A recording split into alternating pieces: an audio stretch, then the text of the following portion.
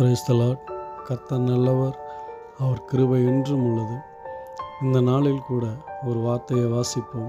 மத்தேயு 16வது அதிகாரம் 24ஆம் வசனம்.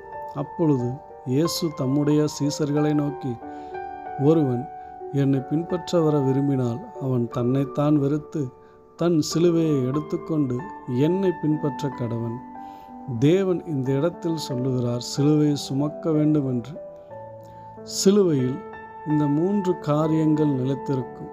ஒன்று, நாம் நோக்கி பார்க்க வேண்டிய சிலுவை. யோவான் 3ஆம் அதிகாரம் 14வது வசனத்திலிருந்து 16வது வசனம் வரை. இரண்டாவதாக, நாம் அடிக்கப்பட வேண்டிய சிலுவை. கலாத்தியர் 5வது அதிகாரம் 24வது வசனம், 2வது அதிகாரம் 20வது வசனத்தின்படி. மூன்றாவதாக, நாம் சுமக்க வேண்டிய சிலுவை.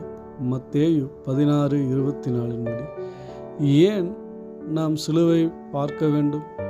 நாம் பிழைக்கும்படிக்கு சிலுவையை நோக்கி பார்க்க வேண்டும்.